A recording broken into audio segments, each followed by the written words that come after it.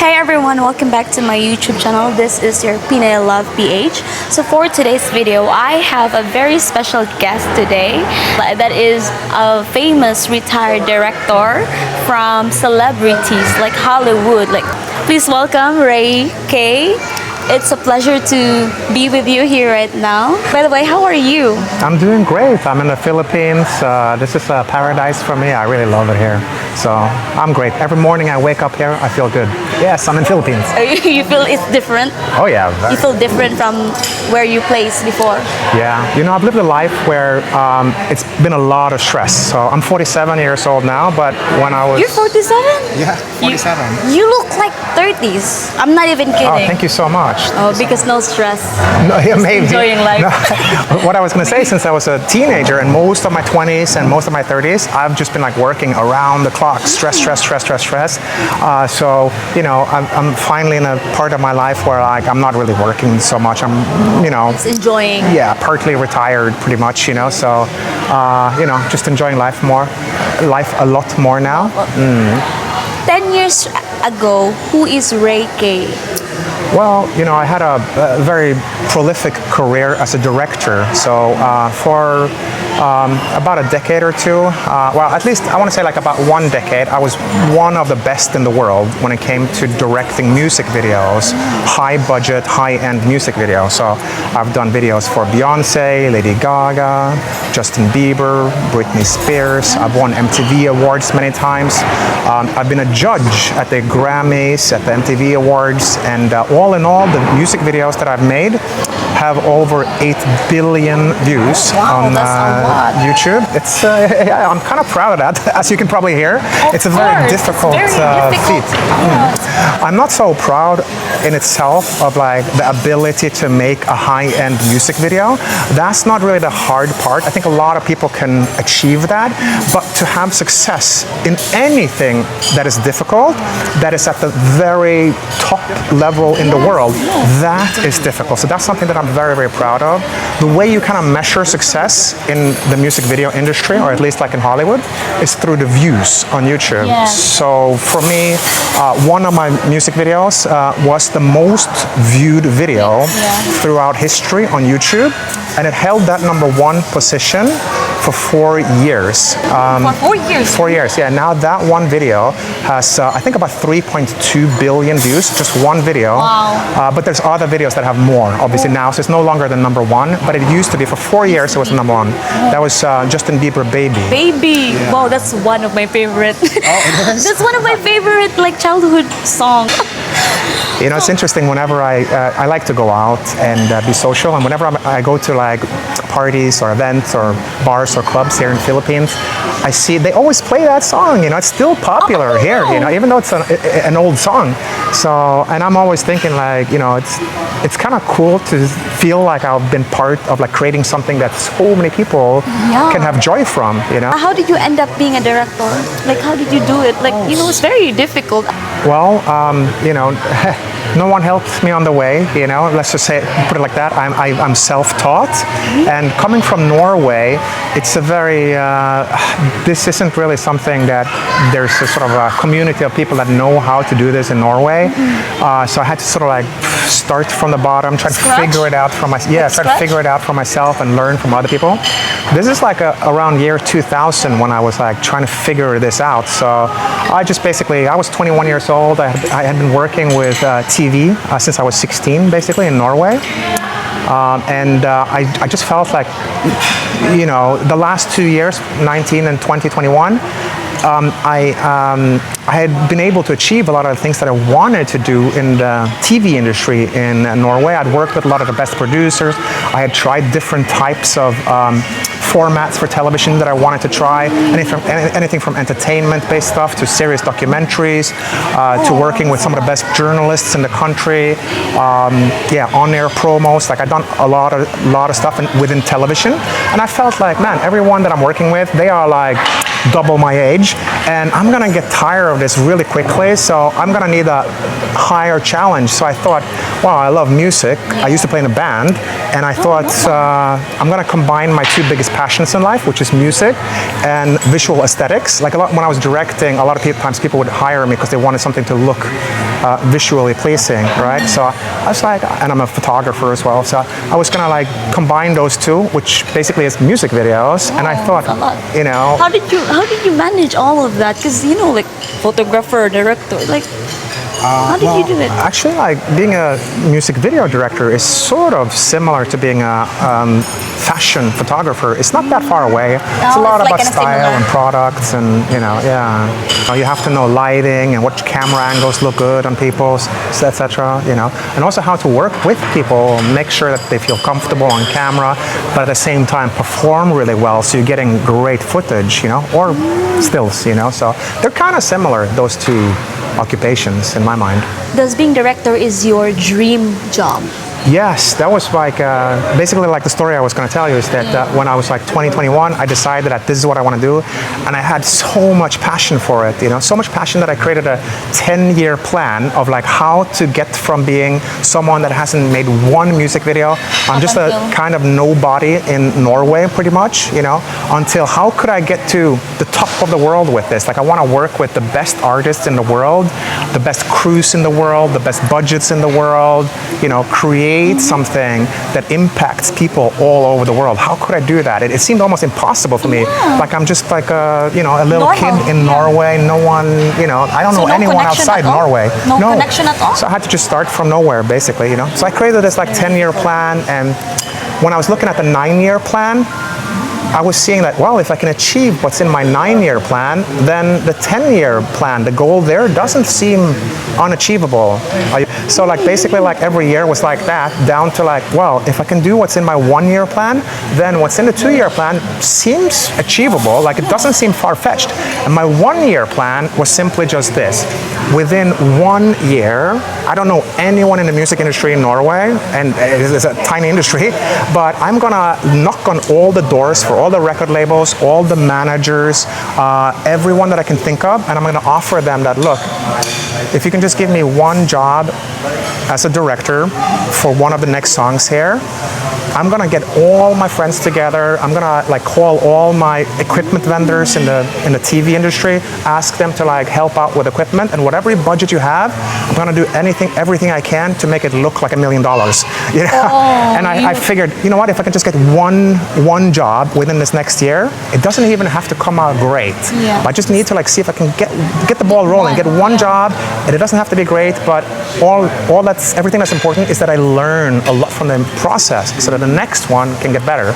And then the 2-year plan was something like create 5 videos, and then, you know, after that in 3 years I have to start to make connections in London, and etc. You know, just kind of like slowly building a career basically. But the 1-year plan didn't seem like it was not gonna work. Like it was crazy, you know. So actually within the first year I think I did 12 music videos, you know, not just one, you know. And I was in Los Angeles walking onto set to shoot a music video, and I was looking at the artist that was walking next to me while we were walking onto set, and it was Beyonce. And I thought, okay, I can cross off my 10-year plan now. It only took 4 years. Yeah, like, okay, so, I just got a big target, like the... Yeah, so I know, I like thinking big, you know, but also it's been sort of like in my nature from childhood really to think like that. You know, like one of my favorite words when I grew up was anti-conform, which conformity basically means when you are conforming to society, like you're doing the things that people expect from you, your parents, media, teachers, you know, politicians, what everyone else are expecting you to do. And they kind of want you to, I was just noticing that everyone around me, all my friends and people that were my age when I grew up and I was a teenager, just noticing that they're all kind of almost repeating the life of their parents. Yeah. So I thought, okay, that could be a good thing, but I'm not sure. I'm not just going to automatically do that. So that's why I had this fascination of being anti-conform, of like, I have to at least think about what I'm going to do in life. Make something different. Yeah. Like that. So I don't know. So yeah. So just from the very beginning, I've been very like kind of obsessed of like, you know, I don't want to do things the straight way in life. I want to do things differently, you know. Yeah, definitely. But why did you end up, you know, like stop, you know, being in the director thing or industry? Well, there's two answers. So the first one is that I basically felt like I'd been doing it for such a long time, and I was able to do more than I could dream of in that industry. And when I was for like a, you know, decade plus on top of that industry, I was thinking back on my career a lot of times, and I felt like the part that I liked the most was the beginning, when I was just new. I was creating music videos just for fun with my friends, and we were just enjoying the passion of creating and learning at the same time. I thought that was more fun than actually sort of being at top, you know. So, and it was very stressful. That industry is very, very stressful. It took me a long time to kind of make the decision that, okay, I think this is enough. Like I don't want to live my whole life working around the clock. I want to do something else in life too. And this kind of ties into the other reason, which is that I think when you're like 95 years old and you're looking back at life and you're thinking, did I do a good job with that one life that they gave me? I'm not saying that everyone should be thinking like this, but for me, I'm thinking that the way I'm gonna judge myself on is that I want to have like I want to be able to say that I got a lot of juice out of life, you know. So if I can get that one life to count for like 3, 4, 5 lives, I think that would make me feel as an old man on my deathbed, when I'm sort of like looking back at things, it would make me feel like, you know what, I did pretty good with what they handed me, you know, like, you know, no one handed me anything that I have achieved in life. I come from nothing, you know, from a, you know, like, blue collar background in a small town in Norway. No mentors when I grew up. You know, like it's a working class background. Like no one was guiding me. No one gave me any opportunities or anything like that. Like everything was just created for myself. But basically, right now, I feel like I'm on my third life. Third life, which is here in Southeast Asia, and living here and living a very different life. You know, where I grew up in Norway and had a certain job, certain culture, certain type of friends, etc. Like it was just sort of one life, and then I had 17 years in the U.S. working in Hollywood, which was a completely different experience than what I had in Norway, right? Then when I left the U.S. and Hollywood, and now living here, moving around Southeast Asia, I feel like this life is completely different than the 2 lives that I led earlier. So I'm sort of feeling like I'm on life number 3 right now. Number 3, which is so doing well, you know. Is it like well than before? Yeah, I mean, I'm enjoying this part of my life better for sure. You know, you're enjoying this era of yours. Are you a nomad? Yeah, you could say that. So right now, I don't technically live anywhere. I'm just sort of traveling around and trying to explore different lives. I actually have a YouTube channel as well. I'm gonna put the description box episodes, guys. Yeah, thank you. So in my YouTube channel, I'm basically like on a journey, trying to look for the good life, like what part of the world or where should I kind of create the new life here somewhere. And I'm pretty new to Southeast Asia and Philippines, so it's exciting for me to see how the culture is here. And you know, so far, I really fell in love with the people of Philippines and the nature here. So yeah, I'm really enjoying life here. But I'm also planning on traveling a little bit in like Thailand, Bali, Indonesia, other parts of this region. You know, I just really like Southeast Asia. Why Philippines are one of them? Well, I think Philippines is I don't know. I heard good things about some of the islands here. I really like islands, and you know, like being close to the ocean. It makes me feel sort of meditative.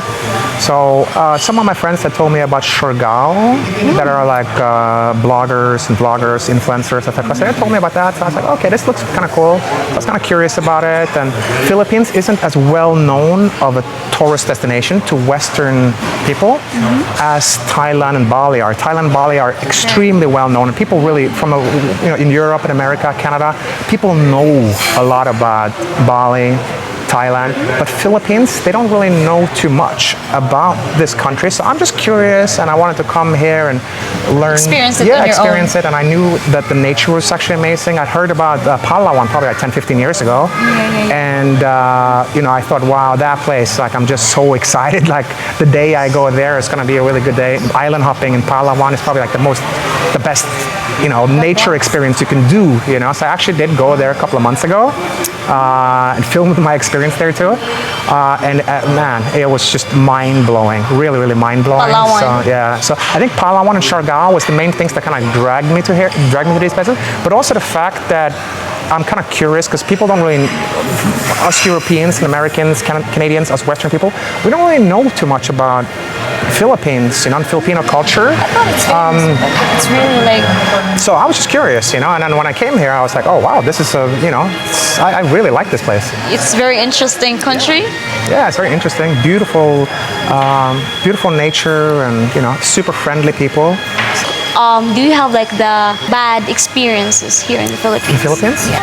Well, one thing, before coming here, other foreign people told me, and also vloggers were telling me that, look, in Philippines, you have to have an extra amount of patience, and I think they are right about that.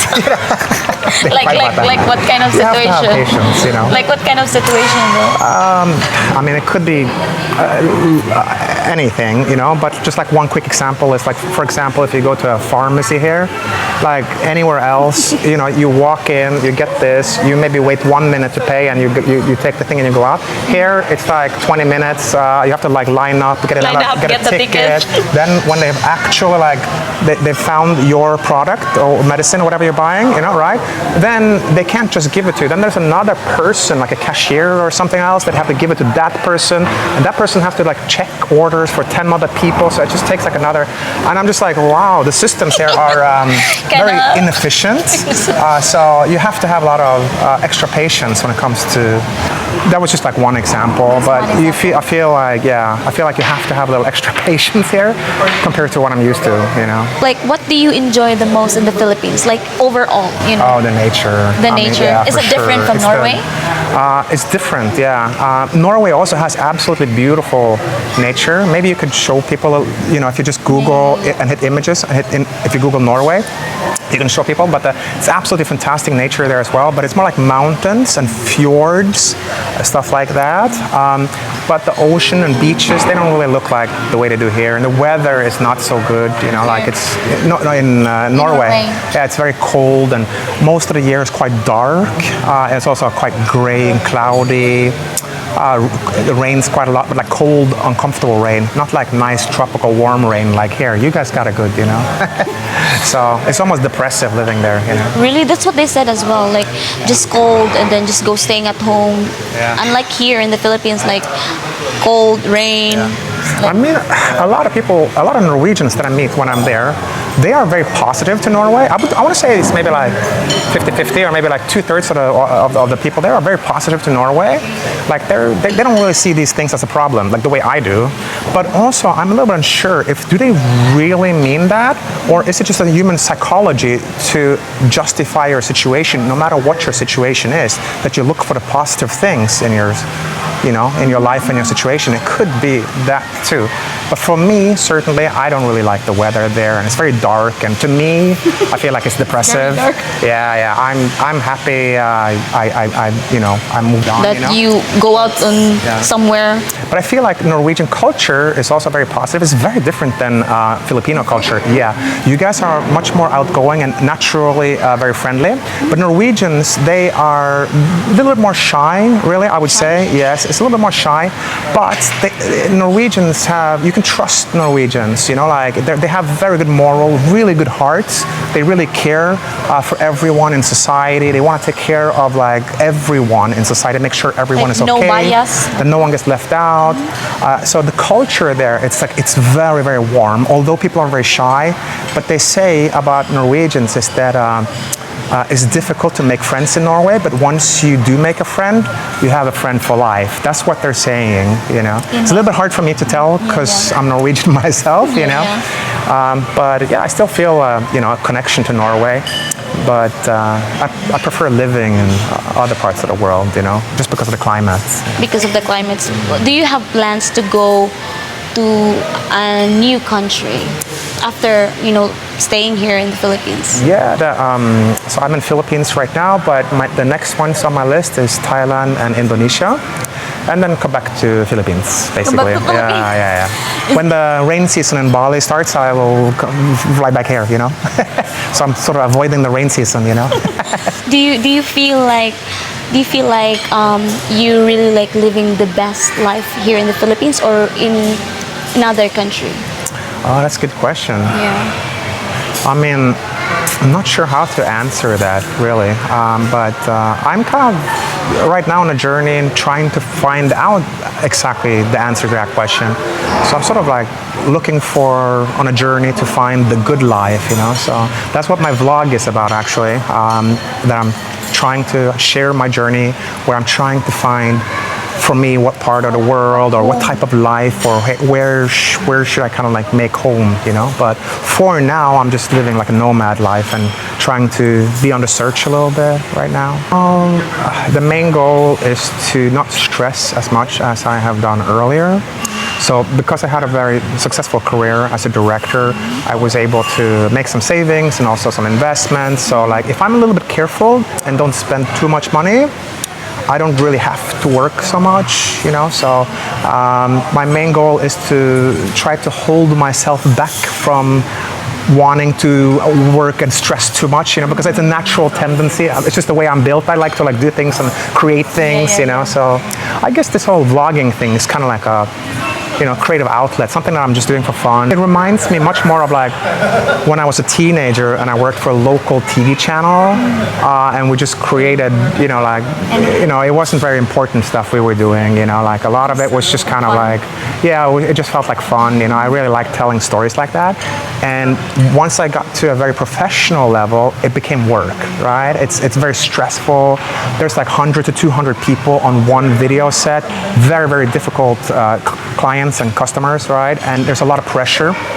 And it's a lot of chaos, and I'm like a captain of a boat at sea trying to guide that boat into the harbor with as little damage as possible. That's basically how a music video shoot is, because it is hectic. It's super stressful. One day I probably drink like 10 Red Bulls just to kind of like stay on it.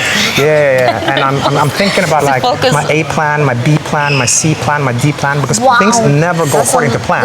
And I have to have everything in my mind. Okay, if we don't do this, how am I going to edit this? How am I going to tell this story? Because I'm missing this. I need to change something. I need to merge stuff. And at the same time, we usually like have, one scene that we're shooting here while we are setting up another scene over there, lighting and doing props, stuff like that, and getting dancers ready, etc., or actors ready for this one. So I'm focusing on the one that we're shooting right now and the next one. And then I have the customers, the clients that are worried about like, wow, we are 1.5 hours after schedule. What are we gonna do here? And they're like, they're stressing me. And at the same time, we're doing a take here with an artist, and I'm like, man, the dancers don't look good. What am I gonna do? I need to like figure out. I need to do something so this looks better, because it doesn't match the energy of the song, etc. So my mind is all over the place, and at the same time, I'm thinking about all these different plans. Yeah, it makes you feel like going so like stressful. Where should I start this and that? Yeah. So at this point, I'm just like trying to live a healthier life and not stress so much, But I still, have a few projects going on, like I really like, on the side of directing, I have been doing real estate projects in the US. Yeah, so I've been doing like around 20 different projects in the US, real estate projects, and they require much less stress for me, as an investor. So I'm still interested in like, real estate, and I kind of like that. It's something that I can do that doesn't feel so stressful. So I'm thinking that I'll probably still keep the real estate ball going a little bit, Actually, I've already kind of started looking into it here in the Philippines, because I really like Philippines, and I realized that Philippines is a very exciting, space when it comes to real estate as well, because I think like all of Philippines pretty much is like a emerging tourist destination that, although there are tourists here right now, I think that it's probably going to get more popular, like when people discover more and more of the beautiful nature here and the very friendly people, So I'm kind of interested in real estate generally, like to invest here.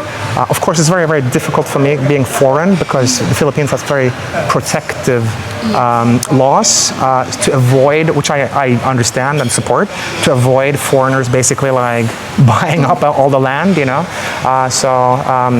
Yes, I have to have Filipino partners basically, you know. I have to be part of a group, you know, that does this together. So yeah, I've already been kind of looking into that and, you know, investigating a little bit around that. Where in the place of the Philippines that you love to, you know, to have a business? To have like well, I would love to have a home in Siargao, but I'm also curious about El Nido. You know, I haven't been to Siquijor, but maybe Siquijor could maybe be an interesting place. Bohol, maybe, I don't know. But for now, I know for sure that Siargao could be a very good option to have a home in, you know.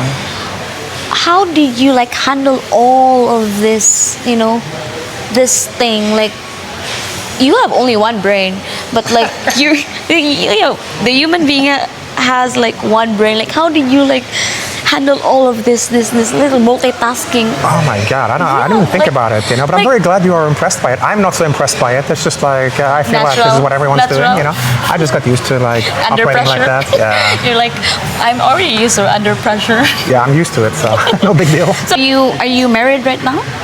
Oh, here we go. I know your channel is a lot about dating, huh? Yeah, it's actually like about dating tips, Philippines. Yeah. Like, I'm interested in stuff like that too. On my channel, I also do actually, you know, do some dating, love, romance related videos. You know, I did one video on the Afam Bridge in Siargao. Yeah, Have you been I there? saw that. Yeah. I realized that's kind of like a famous bridge in all of Philippines. A lot of people have heard about that one. They just call it Afam because Afam was just chilling there in the sunset. Yeah. But yeah, I guess maybe I'm an Afam too. I don't know. But that You bridge, are Afam. yeah, I'm an Afam. Okay. But maybe you're a Filipino. Yeah. Maybe Half just Filipino kidding. now because I like it so much. You here. like it. Yeah. But yeah, no, I went there and I interviewed people about like, you know, cross-cultural dating. So I kind of, yeah, I think it's like an interesting theme myself, you know. But to answer your question, no, I'm not married. Like I've never been married actually. Do you have plans to get married? Mostly in my life I've been in relationships. So, and I've been like shorter periods of my life between relationships. I've been single, you know, but mostly I've been in relationships, and right now I'm single. You have plans to, you know, be in a relationship? Yeah, sure. Yeah, I like being in a relationship. You know, I think when you're single, you got to make the best out of that situation too. Yeah. And then when you're in a relationship, you got to make the best out of that situation as well. You know, so. But yeah, I like being in a relationship. So that's definitely like, yeah, it'll be nice to meet someone special, fall in love again. Like being in love is just the best feeling in the world. When was the last time you were in love? Oh, yeah, in my last relationship, basically, like every time I've been in a relationship, I've been in love, you know. Yeah, of course. How many relationships I wouldn't you be had? in a, so several of my relationships have lasted 4 or 5 years. Yeah, and then I had a few that were like maybe like 2 or 1 year. This last one was 1 year, the last one that I was in. You want to enter a relationship, do you have like a specific nationality? No, not really. I don't really have like a type when it comes to like nationality, but I think personality is very important to me. You know, like I have to really get along with the person that I'm going to be spending so much time with. You know, just it's basically like your lover and your best friend at the same time, right? So you have to really get along with that person, you know. But of course, you know, like I think I also have to be attracted to like their style and everything. Like if you know, if I'm not feeling attracted, then you know, probably like the person is just going to be a best friend. You know what? Actually, like my ex-girlfriends, they all look very different. So my most recent ex-girlfriend is a really beautiful, super kind Indonesian girl that I met in Bali. And the girlfriend before her, she is former Miss Haiti in the Caribbean. Yeah, Haiti, it's a country in the Caribbean, very close to Miami in the US. And she's, so she's black, but like a Caribbean American, basically. And she's the runway queen of of Miami. Whenever there's like big Like runway model? shows there, yeah, she often does the opening and the closing of the shows there. Yeah, and then there's a Norwegian girl, a French girl, an American girl, English, you know. So, and they all look very different. Some are white, some are mixed, some are black, some are like you know, Asian or European mixes. So it's a little bit all over the place, really, you know. Okay, so overall in your life, what do you think? What do you think your life would look like 5 years from now? Oh, yeah, that's a good question. I mean, maybe I've settled somewhere in one destination here, and I don't know. Yeah, maybe I'm in a relationship. I don't know. Maybe there's a kid on the way. I don't know. Could be. It's not that important for me, but maybe. Like I'm just kind of thinking about what it potentially could be. Yeah, you just let things happen. Yeah, to I'm not trying to push Rush, or yeah. force anything, you know, like, anyway, I have to wait until I'm actually grown up before I can have kids anyway, you know. But for you, in your era, do you already have plans to have kids? If you met your, right woman. I think it depends on the girl, you know, like, so it's not really a must for me, but I'm kind of open to it, you know, but it also depends on the girl, and if she's someone I think would be a good mom as well, you know, because I think that you can be a good girlfriend, but maybe like not maybe a good mom. Yeah. Then I'm like, okay, maybe we just do a relationship, you know. Relationship. So it just depends, you know. Yeah, it depends. So if you look back in your whole entire life, what would be the message of your 19 years old man? I think if there's one message that I have both to younger me, but also to the world, is that anything really is possible. Like I feel like a lot of people are very limited in their beliefs on what they can do in life. And of course, we're all born at a sort of, there's people, no matter who you are, there's people that are worse off than you, and there's people that are, better off than you. But I think what's important in life is that if you are born here, for example, if you can, make it so that you elevate yourself up to here, I think that's a success, if you're born here and you elevate yourself up to there, or if you're born here and if you can elevate your life and create the life that you want, then I think that's a success. And I feel like my story is the evidence of that this is actually possible. Yes. Stuff that seems impossible is possible. If you just think long term enough, do baby steps, and It matters. Yeah, then it is possible. That's the message that I just want people to be inspired and feel like, okay, it seems impossible right now, but maybe if I can find a mentor, someone that can help me on the way, I go to this person and I say, look, I'm going to work for you for free, if you can just teach me, something like that, for example, make right? a connection. And then you slowly you're learning, you're figuring out things, and then that's how you learn. maybe you go to that mentor at one point and you say, look, I feel like I'm really contributing a lot here, but I want to have my own, for example, if it's a business, I want to have my own business on the side of yours. I have an idea. What if I do something like this? Could you help me set this up? And then I'll make sure you get a portion of it. I really have these skills that maybe you don't have, You're selling yourself. Yeah. So for example, if you're a younger person, like a lot of older business people, they don't really know young culture or social media as well. So for example, that's something that you can come in and contribute to if you're young today and you have knowledge that maybe other older successful people that can help set things up need in their life. Just one example, but anything is possible. I just want people to be inspired by hearing my story of how with baby steps I kind of made my dreams happen. What would be your advice to those people that really wanted to be director in movies, in the big in the big company? Because coming from the scratch, coming from nothing, it's really difficult. Well, things are different today than it was when I got started. So this is before YouTube was invented. To find a great camera at that time, you would have to work with television, basically. For example, to create something that remotely looked professional. But today you can, I think almost anyone can afford a pretty decent camera. So I would say actually doing what we are doing, vlogging, is such a good way to start, to learn, to figure out how to tell stories, see what people react to, and kind of build your sort of professional skills. Yeah, I think this generation, these days, it has a big advantages because if you only have your phone and then a Wi-Fi and then make a video, you can already find ways to earn The easily. downside of it being very easily accessible to everyone is that the competition is crazy. Yes,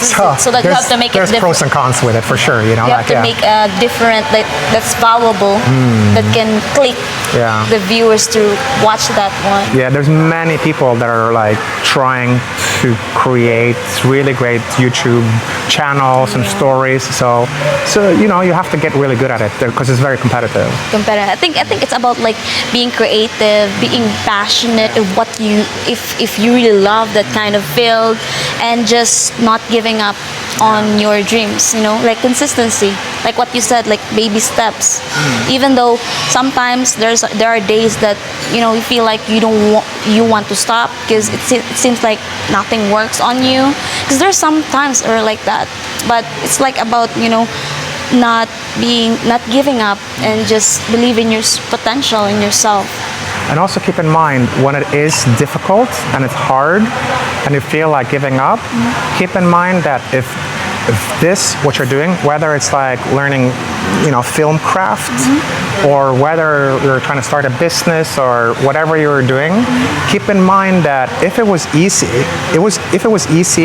and anyone could do it, it wouldn't be worth it. The fact that it is difficult, that's what makes it worth it. Oh wow, I love that wisdom. I'm gonna apply it to myself, because sometimes when I feel so hard, I feel like I want to give. I feel like I want to maybe it will not gonna work out. But if you just keep pushing it, there will be a result. There will be you will be rewarded, because they said I believe that when you put hard works on that thing that you will be rewarded, because that's how it works. Let me ask you something. Why did you decide to make love and dating, romance your theme for your channel?